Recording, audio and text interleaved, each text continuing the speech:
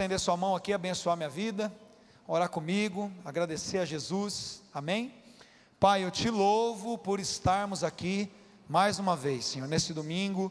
Nós sabemos que, por mais que talvez o nosso repertório de músicas seja o mesmo, por mais que o sermão aqui, o esboço, seja o mesmo, nós sabemos que o Senhor é um Deus que gosta de fazer coisas novas, e eu tenho certeza que o Senhor tem um óleo fresco para derramar nessa noite, nesse lugar.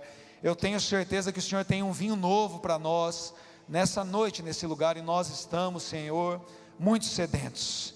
Nós precisamos desse vinho novo. Deus, nós estamos aqui com os nossos corações, precisando desse óleo novo, desse óleo de alegria. Então vem sobre esse lugar agora, Deus. Nós queremos ouvir a sua palavra, nós queremos ouvir a sua voz. Então fala com a gente quer realmente prestar atenção na sua palavra com o coração, não apenas com os nossos ouvidos, conectarmos a nossa mente. Ó Espírito Santo, que o Senhor mesmo traduza aquilo que está sendo pregado, de uma forma que cada pessoa aqui entenda o que o Senhor mesmo quer falar, não o que eu quero falar. Que o Senhor possa convencer corações nessa noite. Prepara, Senhor, os corações pela tua unção nesse lugar, para receberem a semente da tua palavra, que ela não se perca, mas dê fruto, para a glória do teu santo nome, em nome de Jesus. Se você deseja isso, diga amém, e abre comigo lá em Marcos, o Evangelho segundo Marcos. Nós vamos ler o primeiro capítulo, e os primeiros 8 versos, versos de 1 a 8,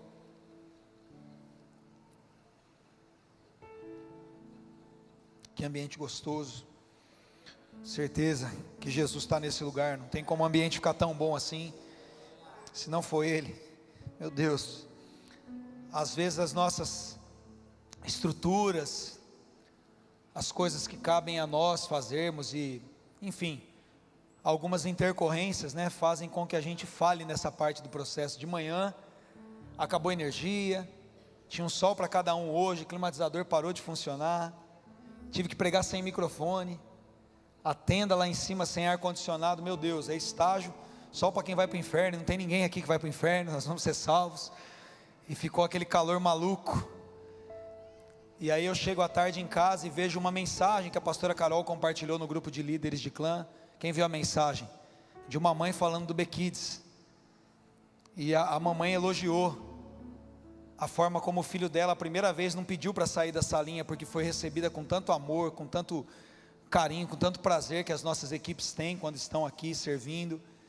E isso me faz lembrar, que às vezes a gente pode falhar, às vezes a estrutura, o som. De manhã estava com som mais ou menos, por problemas técnicos, enfim, mas não falhou o amor, não faltou a dedicação, não faltou um coração conectado com o que Deus está fazendo, meus irmãos. E a gente precisa muito disso. Eu sou fã da estrutura, como eu gosto das coisas funcionando, o som, o ar-condicionado. Eu amo o ar-condicionado. Mas essas coisas podem faltar. O que não pode faltar é a devoção, o amor fraternal, a gente ter prazer, entender por que está aqui. A gente tem estruturas melhores no shopping, não é verdade? Sai no shopping, banheiro de shopping dá de 10-0 talvez no nosso. Eu espero um dia dar de 10-0 no banheiro do shopping, tipo o JK Iguatemi. Você fala, não, na Burn é melhor. Eu espero isso, e a gente vai trabalhar para isso. Eu tenho certeza que isso vai acontecer. Mas se for para escolher ter o banheiro mais top da galáxia e ter pessoas com o coração conectados, eu fico com a segunda opção, amém? Então conecte o seu coração, já que você não está no shopping, já que você não está na sua casa, você está nesse lugar. Pode ser que falhe o meu português, pode ser que alguma outra coisa dê errado aqui. O que não pode dar errado é a gente estar conectado com o que os céus estão fazendo, amém, irmãos? Glórias a Jesus por isso. Mas eu de coração espero que nada falhe à noite. Marcos 1, versos de 1 a 8, dizem assim: princípio do Evangelho de Jesus Cristo, o Filho de Deus. Conforme está escrito no profeta Isaías: enviarei à tua frente o meu mensageiro, ele preparará o caminho. Voz do que clama no deserto, preparem o caminho para o Senhor, façam veredas retas para ele. Assim surgiu João, batizando no deserto e pregando um batismo de arrependimento para o perdão dos pecados. A ele vinha toda a região da Judéia e todo o povo de Jerusalém, confessando os seus pecados, eram batizados por ele no rio Jordão. João vestia roupas feitas de pelos de camelo, usava um cinto de couro e comia gafanhotos e mel silvestre. E essa era a sua mensagem: depois de mim vem alguém mais poderoso do que eu, tanto que não sou digno nem de curvar-me e desamarrar as correias das suas sandálias. Eu os batizo com água, mas ele os batizará com o Espírito Santo. Aleluia, glória a Deus pela palavra. Bom, o Evangelho segundo Marcos é interessante como ele começa. Ele diz: esse é o princípio do Evangelho, ou seja, é o início de alguém que está anunciando as boas notícias. E é interessante porque o Evangelho segundo Marcos, de fato, é o primeiro evangelho a ser escrito segundo os historiadores. Inclusive ele deu base para os evangelhos de Mateus e Lucas, né? Eles são evangelhos sinóticos, em teologia a gente diz assim, porque eles têm muitas similaridades. E a fonte ali que junta esses três evangelhos é o Evangelho de Marcos, que contém a maior parte desses textos, né? Na teologia joanina, o Evangelho segundo João é um pouquinho diferente, tem fatos específicos ali, a forma de escrita também destoa dos demais evangelhos. Mas por que eu estou dizendo isso? Porque Marcos ele começa a narrar o princípio do evangelho, voltando um pouquinho na história de Jesus. Antes de Jesus nascer, ele fala de um outro homem aqui, ele fala: esse é o princípio do evangelho. E quando ele vai anunciar o evangelho, ele fala de alguém que veio um pouco antes. João, na verdade, quando ele anuncia o evangelho, ele vai mais lá atrás ainda, né? João, quando ele diz o princípio, ele diz: no princípio era o verbo. João vai lá atrás, João vai lá para o início da criação, né? Diz o verbo que era Deus e estava com Deus. Mas os evangelhos de Mateus e Lucas, eles contam a genealogia de Jesus, né? Lucas fala um pouco de João Batista também, mas Marcos fala aqui de uma maneira muito proposital, né? Ele diz: esse é o princípio do evangelho de Jesus. E o evangelho de Jesus começa com um camarada preparando o caminho para ele. E essa é a ideia que ele diz: surgiu alguém que debaixo de uma voz profética, de um cumprimento profético, era essa voz clamando no deserto, dizendo: preparem o caminho para o Senhor. Eu acho que esses dias o Celso subiu aqui, o pastor Celso, e ele chegou a fazer um comentário histórico sobre esse fato, né? Que naquela época, não é muito naquela época, acho que até hoje tem um pouco disso, né? Quando um rei ia visitar determinada província ali que estava ligado à sua área de governo, o administrador daquela cidade, vamos dizer assim, ele tinha um certo cuidado de saber aonde o rei vai passar, e por onde o rei fosse passar, eles davam aquela tapeada nas estradas, né? Eles deixavam a coisa mais bonita, davam uma decorada, primeiro porque o rei ia ficar furioso, ele não ia socar a carruagem dele em qualquer buraco, né? Eu não sei quem tem que passar por Suzano vindo para cá, mas meu Deus, eu que venho de Poá, sei bem o que é isso. Quando eu venho de lá para cá, eu fico pensando, não é possível que os prefeitos dessa cidade andem por essas ruas aqui, né? Quando a gente cai na quebrada ali, Ferraz, Poá, Suzano, eu não ando muito para os bairros de Mogi, mas a estrada principal, pelo menos aqui, está um pouquinho melhor. Mas ali em Suzano eu fico escolhendo qual buraco eu não vou cair, porque você desvia de um, cai em outro, né? E assim, eu imagino que se os administradores passarem com os carros deles ali, eles arrumam rapidinho o negócio, porque é impossível de passar. Então imagina isso, né? O cara sabe que quem vai fiscalizar o trabalho dele passa naquela cidade, o cara fala: meu, preciso tapar os buracos aqui, preciso deixar essa estrada planinha, porque se a carruagem do rei der uma descalangada para um lado aqui, ele bater a cabeça na carruagem, a minha cabeça vai para a guilhotina. Guilhotina não, que naquela época não tinha guilhotina, vai para a forca. E é muito interessante porque quando nós analisamos o princípio do evangelho, a gente sabe que Jesus como rei, não precisava desse tipo de maquiagem na estrada para ele vir. Meus irmãos, Jesus nasceu na manjedoura, amém? Jesus estava, entendo o que eu quero dizer, pouco se lixando para o tipo de estrutura histórica ou social na qual ele ia nascer. Isso não alteraria nada para ele. Mas existe algo espiritual sendo escrito aqui para que nós entendamos o evangelho de Jesus. E principalmente nós hoje como igreja, o Espírito Santo quer te ensinar muito. Com esse texto você vai entender onde o Espírito quer chegar no seu coração ainda. Jesus, ele sabia tudo sobre todos, né? Ninguém podia tentar maquiar o caminho para Jesus. Vão dar um tapa na estrada aqui, porque aí quando Jesus vier a gente engana ele. Vamos fazer de conta aqui que as coisas estão em ordem. Isso não ia dar certo. Ninguém poderia enganar Jesus. O que nós entendemos aqui é que a questão não era sobre o pano de fundo histórico ou a estrutura econômica que tinha naquele momento. Não, nós estamos entendendo aqui que falava de uma preparação de corações que precisavam ser transformados, recebendo um bom testemunho da verdade do Evangelho, para que então a mensagem verdadeira que transformaria vidas pudesse entrar nos corações. O que nós estamos vendo aqui, João Batista como uma tipologia profética da igreja, um símbolo de nós como cristãos hoje, estava nos ensinando que a igreja ela não deve ser um agente de complicação, ou um agente de neutralidade, mas sim um agente de facilitação, de transformação, para que os corações recebam a mensagem do Evangelho. Quantos estão me entendendo? Quando diz que João Batista veio preparar o caminho para o Senhor, e Marcos diz que esse é o princípio do Evangelho, ele está dizendo que nós, como igreja, temos o dever de viver de uma forma que crie facilitações dentro dos corações, para que a mensagem do Evangelho, então, o reino de Deus se estabeleça na vida das pessoas. Por isso que o autor aos Hebreus diz que nós devemos fazer caminhos, para que até os mancos entrem, para que eles não tenham impedimentos de caminhar na verdade do Evangelho. Antes, entrando nessa verdade, eles sejam curados das suas enfermidades, curados das suas resistências, da sua dificuldade de aceitar que o Evangelho é a verdade, a mensagem de Deus. E quando nós olhamos para a vida de João Batista, nós percebemos, primeiro, que João Batista preparou o caminho com um aviso. Imagine quando você está transitando numa rua, e você recebe um aviso ali.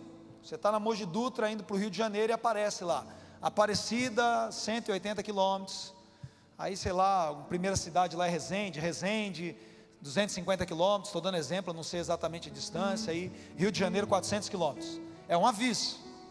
Automaticamente você é o piloto, você está no Waze ali, você calcula mais ou menos quanto tempo você vai dirigir, se você vai parar no Graal para perder R$200 no café e no pão de queijo, você começa a fazer as contas. Quando a gente vai para o Rio de Janeiro, a gente abastece no último posto, que é em São Paulo. Quando chega lá, o combustível fica uma bica. Eu não sei se é o Graal alemão, que é do lado de cá quando volta, se é para o outro lado ali que é o... Mas enfim, é ali que a gente para. Tem um lago bonito. Mas você tem um aviso, e João Batista preparou o caminho com aviso. Ele diz em Mateus 3,2: o reino dos céus está chegando. Ele diz, está perto, é logo ali. Ele estava preparando os corações primeiro com aviso: o reino dos céus está chegando. Mas então ele orienta o caminho com um direcionamento, como se dissesse, vire à direita na próxima saída, 218A. Ele dá uma direção, ele diz, arrependam-se com frutos que mostrem um arrependimento. Isso está lá no verso 8 do capítulo 3 de Mateus. Ele diz, não venham aqui à toa, entendam o que vai acontecer com vocês, e não apenas saibam que o reino de Deus está próximo, mas vocês precisam se arrepender. E não qualquer tipo de arrependimento, porque muitas pessoas se apresentavam para a notícia quando eram avisadas: puxa, o reino de Deus está chegando. E a ele vinham pessoas de toda Jerusalém, para o deserto, perto do Jordão, interessados no aviso: o reino de Deus está chegando, vamos lá ver o que está acontecendo. Mas quando as pessoas chegavam, ele dizia: se você não virar para a direita, o reino de Deus vai passar e você vai ficar fora dele. Arrependam-se, deem frutos de arrependimento. Sabe, a expressão é muito poderosa, porque fruto não é uma coisa que nasce de uma hora para outra. Quando João Batista diz: quem instigou vocês a fugir da ira vindoura? Ou seja, vocês estão vindo aqui achando que vocês vão consertar alguma coisa com maquiagem, com aparência. João Batista diz: não, agora a coisa tem que ser real. Não adianta vir com operação tapa-buraco, não tem maquiagem para o rei passar. A gente vai ter que destruir tudo e não recapear apenas, fazer um asfalto novo. Quantos estão entendendo a minha analogia aqui, por favor? Estou usando parábolas, estou usando metáforas aqui para entendermos o que o Espírito Santo quer falar com a gente, amém? Mas além desse sinal de um coração arrependido, de frutos que João Batista estava dizendo, que seria um caminho a partir daquele momento, uma condição que seria apresentada a partir do momento em que nós nos entregássemos para esse reino. O fruto é um sinal de alguém que está arrependido. As pessoas olham para nós e veem sinais de mudança. É isso que João está dizendo. Nós precisamos entender que realmente tem alguma coisa acontecendo aqui dentro. E aí João Batista então vem e ratifica o que ele está dizendo com um sinal, que é o batismo nas águas. E por isso então as pessoas que vinham, porque acreditavam nessa pregação do Evangelho, o reino de Deus está chegando, pessoas que convencidas pelo Espírito Santo se arrependiam, então eram batizadas para perdão dos pecados. E o batismo aqui, ele não é apenas uma forma de ratificar a mensagem, mas ele é um cumprimento dessa verdade, porque o batismo simboliza a morte. E o que João Batista estava fazendo com o batismo das águas, era nos ensinando que, para nós vivermos uma nova vida, a gente precisa morrer para a velha, porque só gente morta ressuscita, amém, irmão? Não existe uma forma de vivermos o Evangelho, de vivermos as boas novas, de vivermos na nova notícia, de vivermos uma nova aliança, se tudo aquilo que é velho não ficar para trás. Ciclo estava sendo encerrado aqui. Assim como Moisés, precursor da antiga aliança, tira o povo do Egito, então eles precisam passar pelo Mar Vermelho, porque aquilo simbolizava o primeiro batismo do povo depois do dilúvio, aquele batismo nas águas, para o arrependimento e a saída do Egito e uma vida na terra prometida. João Batista agora está batizando para iniciar o ciclo da nova aliança, dizendo: as coisas velhas a partir desse momento não fazem mais sentido, as coisas estão passando, a velha aliança está terminando, eu estou anunciando uma nova era, uma nova aliança. Então nós estamos morrendo, não apenas para os nossos pecados, mas o batismo de João também indicava o fim de uma era, de um ciclo, e um novo ciclo se iniciaria a partir desse momento, porque quando nós vemos aqui que Jesus é batizado, Jesus é uma das pessoas que vem para ser batizadas por João, para endossar essa realidade. Tanto que João Batista diz: eu não vou batizar você não. Fala: você eu não posso nem tirar a correia da sua sandália, eu não posso nem ser teu escravo, não sou digno disso. E Jesus diz: não, nós precisamos cumprir toda a justiça, a gente precisa colocar as coisas em ordem. Deus não pula etapa, irmão, isso é uma lição poderosa. Deus se submete, se nós podemos dizer assim, à sua própria palavra. Deus é o primeiro que entra dentro da sua própria justiça. Deus não burla regras. Esses dias eu fui chamado de herege na internet, eu vivi para ver esse dia. Esses dias não, foi ontem. Porque eu estava explicando a natureza de Jesus, aí disseram que eu separei a natureza de Jesus em uma natureza humana e uma natureza divina. E é diferente eu explicar que a garrafa da água é a água, elas têm duas naturezas separadas, né? Uma comporta a outra. Mas se eu estivesse explicando acerca de uma laranja, por exemplo, dizendo que ela tem casca, bagaço e a polpa, eu não estou dizendo que tem duas frutas ali, eu estou dizendo que existem partes.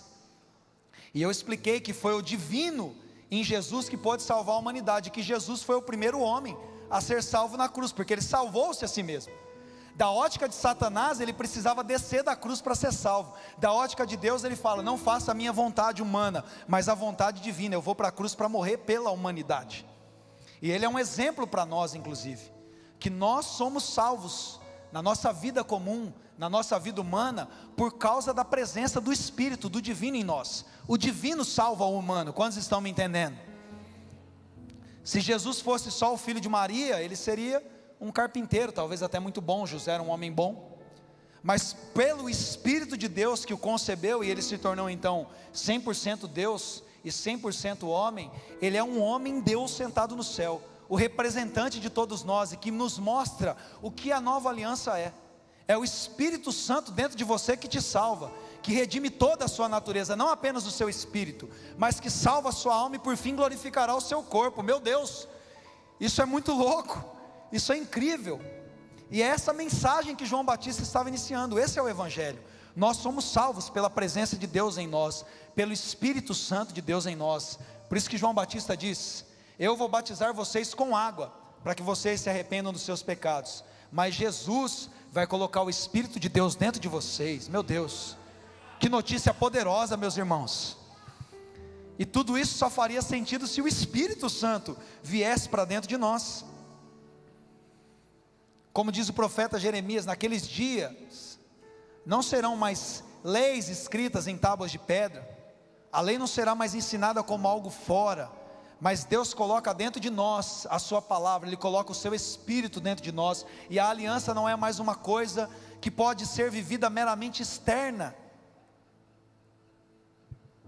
Na velha aliança as pessoas tinham lugares específicos, bichos específicos, dias específicos, cortes de cabelos específicos, não podia nem fazer um nevô, né? No final tirar uma foto aqui, parece que eu estou na Austrália, só tem menino louro aqui agora, né? A gente tem essa cor meio sujinha aqui de papelão molhado, mas todo mundo loirinho, né? Depois tirar uma foto com os caras do nevô aqui. Mas não podia fazer um negócio desse, porque as coisas precisavam ser de alguma maneira exteriorizadas na aparência. Agora na nova aliança não, irmão, o que conta de verdade é como está sendo transformado o seu coração pelo Espírito Santo que habita em você. Aleluia, meu Deus, o Espírito Santo dentro de nós é a verdadeira boa notícia. O Espírito Santo que habitou em Jesus e que salvou a humanidade habita dentro de mim, de você, e nós somos salvos nele. Só que existe um fato incrível aqui, quando Jesus é batizado, então uma voz do céu é ouvida, e Deus anuncia o maior segredo então dessa nova aliança, porque Deus diz assim: esse é o meu, ele é o meu Filho amado. A nova aliança não é mais uma aliança presa em tribos, em sacerdotes, em judeus que cumprem essas regras, mas agora nós estamos inaugurando um reino de filhos. Deus Filho. O primeiro, que antes era único, mas agora se torna o primeiro, porque ele inaugura uma era onde filhos reinam, aonde pessoas que são salvas pelo seu Espírito participam do seu reino. É incrível, porque Jesus mesmo nos ensina isso, dizendo: o meu reino está dentro de vocês. A notícia do reino não é mais uma notícia de um governo que vem então e domina sobre nações, mas de um Espírito que vem e habita em corações. Aleluia! Não é mais um contexto geográfico, não é mais um reino físico, mas agora ele está dizendo: aonde o meu Espírito é colocado, o meu reino chegou. Aonde o Espírito de Deus habita, ali nós temos um Filho de Deus. Existe alguém reinando em nome desse reino, existe alguém pregando essa mensagem. E meu Deus, quando nós entendemos isso, meus irmãos, nós entendemos o que está acontecendo nesse reino de filhos. Qual é a ideia de Deus quando Ele nos permite como filhos participar do seu reino? Se não tem mais a ver com lugares, se não tem mais a ver com aquilo que acontecia na antiga aliança, onde apenas algumas pessoas com uma vocação específica poderiam fazer isso, mas agora todos aqueles que creem recebem esse poder para serem filhos. Nós estamos percebendo então que a responsabilidade da implantação desse reino repousa sobre cada um de nós, filhos de Deus, porque eu estou pregando para filhos aqui, amém? E sabe, é incrível, porque quando nós lemos em Romanos no capítulo 8, no verso 19, Paulo diz que a criação, ou melhor ainda, a natureza criada, o cosmos, aguarda com grande expectativa que os filhos de Deus sejam revelados, ou que os filhos de Deus se manifestem. O que ele está falando aqui não é apenas sobre seres humanos. Paulo não está falando aqui que a humanidade espera que os filhos de Deus se manifestem. Paulo está dizendo aqui que a criação geme, que o universo chora, que o universo clama, que os filhos de Deus sejam manifestos. E por que existe esse gemido? Por que existe essa dor? Por que a natureza está clamando? Porque a natureza sabe que ela está fadada à destruição, e que enquanto os filhos de Deus não se manifestam, tudo está se desfazendo. O oxigênio está acabando, a geleira está derretendo, a poluição está destruindo tudo, as doenças estão aumentando, o pernilongo se modificou e agora já tem, né, pernilongo super saiyajin, até com cabelinho branco, já 10 doenças diferentes, não é assim? Você cria imunidade para uma coisa, o vírus se modifica e fica mais forte que a sua imunidade, vem uma variante nova, e tudo isso mostra o fim das coisas. E a natureza sabe disso, a natureza criada por Deus, a natureza que o adora, as estrelas, o sol. Ele chama as estrelas pelo nome, ele se veste de luz como um manto, diz o Salmo. todas as coisas estão debaixo do seu domínio, e toda a natureza adora o Criador. Então essa natureza geme, porque ela entende o plano. Entende o que eu estou dizendo aqui? Não estou dizendo que o sol é um ser com o cérebro falando, puxa, estou esperando aqui, mas é uma expressão para nós entendermos a responsabilidade que nós carregamos. E Pedro vai dizer isso para nós lá na sua segunda carta. Você vai entender o que eu estou dizendo lá na carta de Pedro, a segunda, capítulo 3, versos 11 e 12, diz assim, visto que tudo será assim desfeito, ele está falando da terra ser desfeita, que tipo de pessoas é necessário que vocês sejam? Ele diz assim: vivam de uma maneira santa e piedosa, esperando o dia de Deus e apressando a sua vinda. Naquele dia, os céus serão desfeitos pelo fogo, e os elementos derreterão pelo calor. Se nós lemos os versos anteriores, nós vamos perceber que Pedro fala do dilúvio antes. Ele fala de um momento em que a humanidade provou o seu próprio fim, submersa nas águas do dilúvio. Nós sabemos que só uma pessoa escapou, levando 7 pessoas com ela ali, Noé e seus filhos, a sua família, a sua esposa. E quando Pedro faz esse tipo de pergunta novamente, ele está apontando para a justiça daquele que foi salvo quando a terra foi desfeita.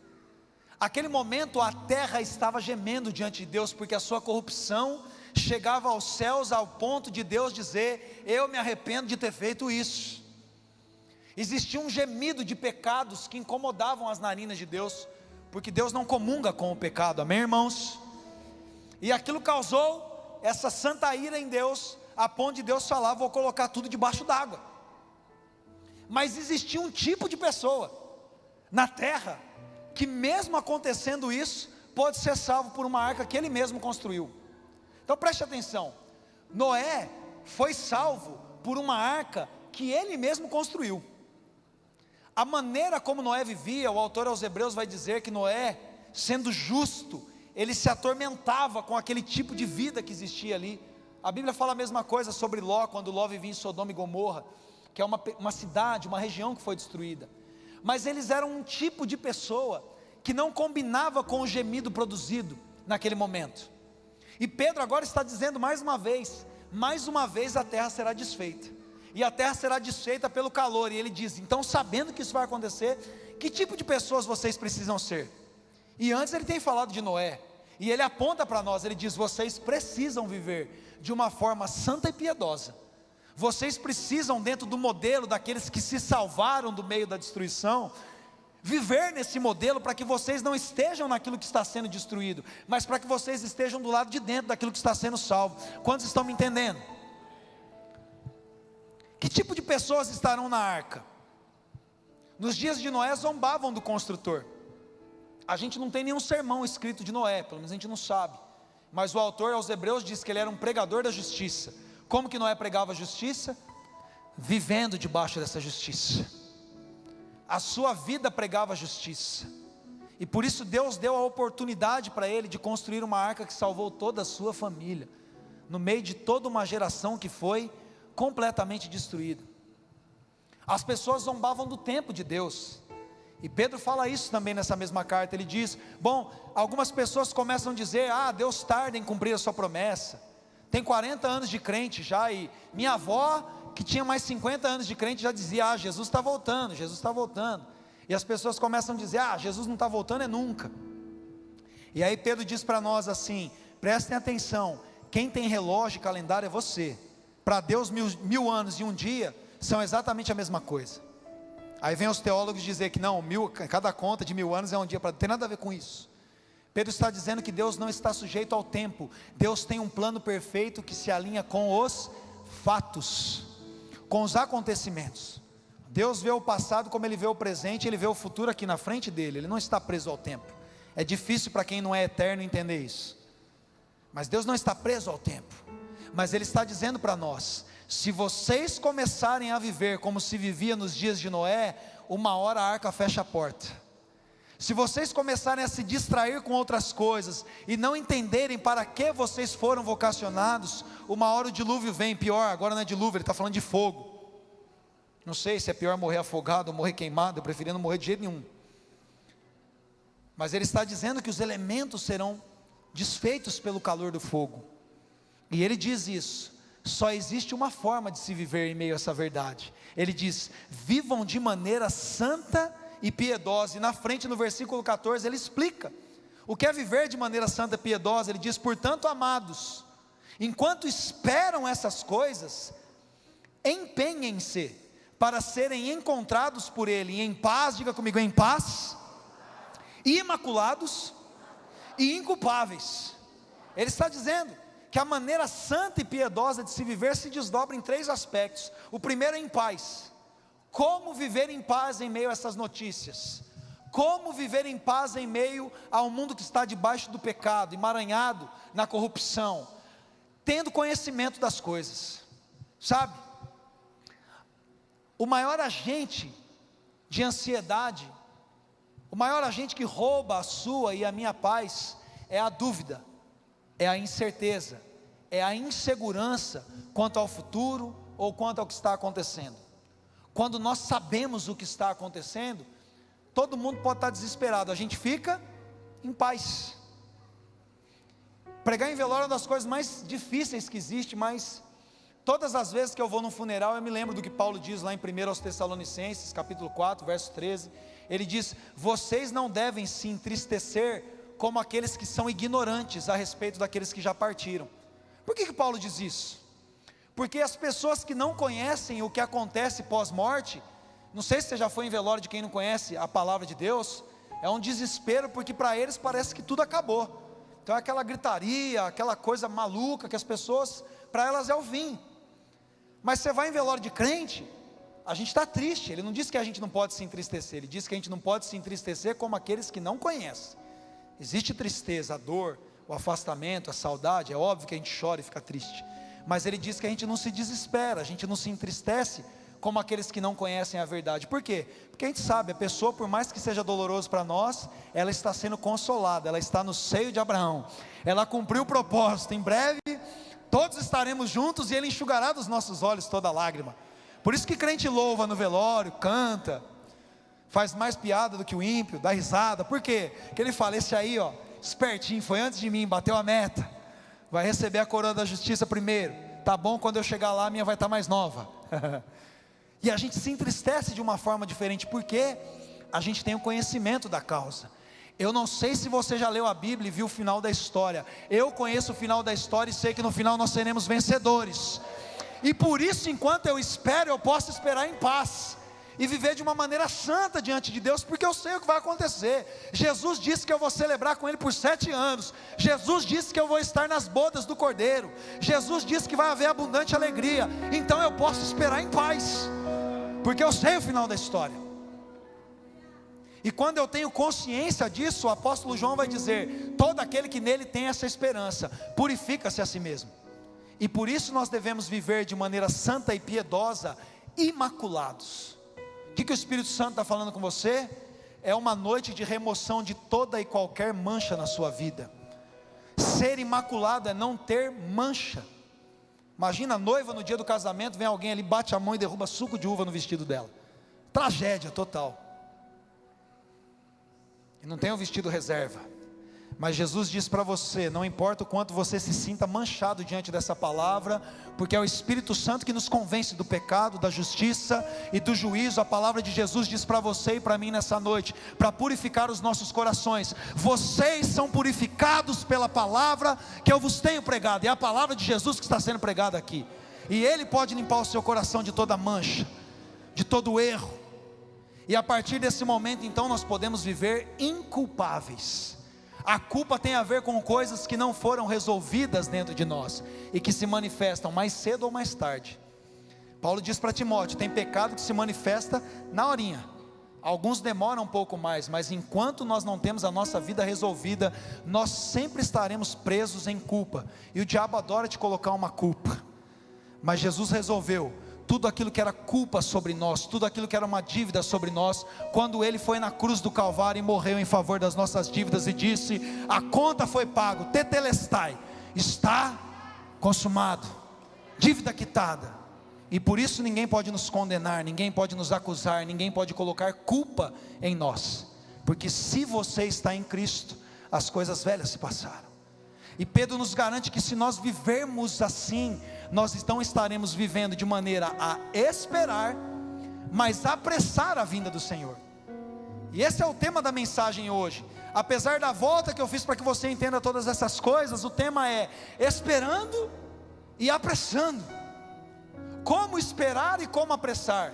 Tem crente que não gosta de dizer que Deus tem pressa, porque você é desorganizado e deixa as coisas para a última hora, porque você acorda atrasado, você relaciona com pressa a ideia de que você vai precisar correr para fazer alguma coisa que você não fez na hora certa, não é assim? Você fala, quem tem pressa é quem está atrasado. Não, não, não. A palavra pressa na Bíblia, spud, significa alguém que empenha toda a diligência para terminar o que começou, alguém que não termina no meio do serviço, alguém que vai até o final com zelo para completar aquilo que precisa ser feito. Quando Pedro diz esperem e apressem, ele está falando, aguardem porque não está na mão de vocês os dias, mas trabalhem para que isso aconteça, e trabalhem com diligência, porque essa é a única missão da igreja. Preparar o caminho para o Senhor é a única missão que você e eu temos. E como nós como igreja preparamos esse caminho? Vivendo de maneira santa e piedosa, não sendo motivo de escândalo, para que o coração das pessoas se fechem para o Evangelho. Preparar o caminho para o Senhor nos corações é dando testemunho de que vale a pena servir Jesus, sem ser contaminado, sem estar debaixo de culpa, sem fazer com que as pessoas olhem e digam, se for para ser crente assim, é melhor eu ficar aqui no meu mundão. João Batista estava ensinando um modelo para a igreja: preparem o caminho para o Senhor, ainda que para isso vocês sejam como vozes no meio do deserto, ainda que para isso vocês sejam os únicos no meio da sua família, no seu trabalho, na sua vizinhança, que se tornem pregadores da justiça, no meio de pessoas que não acreditam que o dilúvio vem, meus irmãos, porque ele vem. Quando nós vivemos dessa maneira, nós estamos então apressando a vinda do Senhor, trabalhando com diligência, com convicção do que Ele nos ensinou. Eu tenho duas palavras para isso. Quando eu penso em esperar, eu penso em tempo de oração, eu penso em comunhão com o Espírito Santo, eu penso em gente que está conectada com a verdade, para guardar o seu coração da ansiedade. Essa é a maneira que nós esperamos abastecendo as nossas candeias com óleo. Ele diz que o reino do céu é comparado a 10 virgens, 5 eram as que de fato esperavam. E por que elas eram as únicas que esperavam?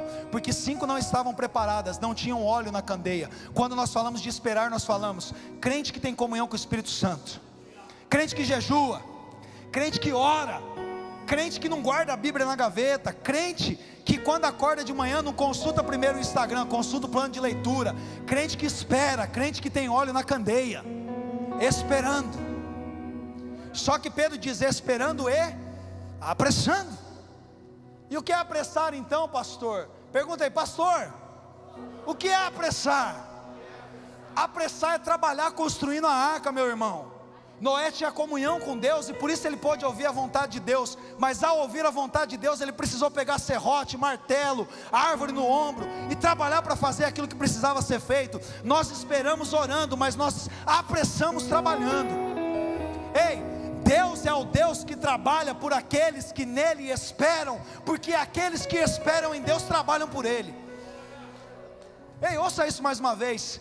O Deus que trabalha por aqueles que nele esperam é o Deus que tem aqueles que estão esperando nele trabalhando, esperando e apressando. Por isso que Jesus diz: e quando o Filho do Homem vier, aquele que vai fazer justiça por aqueles que clamam dia e noite por Ele. Mas Ele diz: e quando Ele descer, e quando Ele vier, Ele vai achar fé na terra? Ele vai achar gente que entendeu que a única missão que a igreja tem é preparar o caminho para que Jesus reine em corações. O reino de Deus não está mais próximo, o reino de Deus já está aqui dentro de você. O reino de Deus não está chegando, o reino de Deus já foi iniciado quando Jesus veio e derramou o seu Espírito e salvou a sua alma e te deu uma nova vida. Você carrega em si o reino de Deus porque você é um filho de Deus. Nós não estamos dando uma notícia futura, nós estamos vivendo uma realidade presente. O céu já está nesse lugar, meu irmão. Você não estará mais perto de Jesus quando Ele manifestar a sua glória definitivamente do que você está agora. Eu disse isso semana passada. Tem gente que vive dizendo na vida: ai, que inferno, porque decidiu acreditar que deve ser assim. Mas se você quiser viver o céu na terra agora, dentro da sua casa, dentro da sua família, o reino de Deus já chegou em você. O Espírito Santo, que é o mesmo Espírito que Jesus tinha, é o Espírito que habita em você. E não existe isso de Espírito Santo menor, proporção menor. É o mesmo Espírito. O mesmo Espírito que tirou Jesus, não do caixão apenas, do Hades, aonde Ele foi buscar aquilo que era nosso por direito, que Adão havia entregado, mas que Ele tomou das mãos de Satanás. E disse para você e para mim, se coloque de pé para ouvir isso. Ele disse para você e para mim, quando Ele desceu no Hades, Ele tomou as chaves das mãos de Satanás, da vida, da morte, e Ele devolveu a autoridade. Ele disse: eu estou dando para vocês toda a autoridade que foi tomada das mãos do diabo. As portas do inferno não prevalecem contra a igreja. E por isso, cheio do Espírito Santo, você pode levantar a sua mão, orar pela sua família, orar pela sua cidade, declarar o reino de Deus, declarar arrependimento no seu coração. Meu Deus, levante sua mão e comece a fazer isso agora. Glorifique o nome de Deus. Ah, Jesus, como nós te amamos. Ah, Jesus, como nós queremos ver a tua glória manifesta. Nós amamos a sua vinda, nós ansiamos pelo teu dia. A coroa da justiça está preparada para mim, e não só para mim, mas para todo aquele que anseia a sua vinda.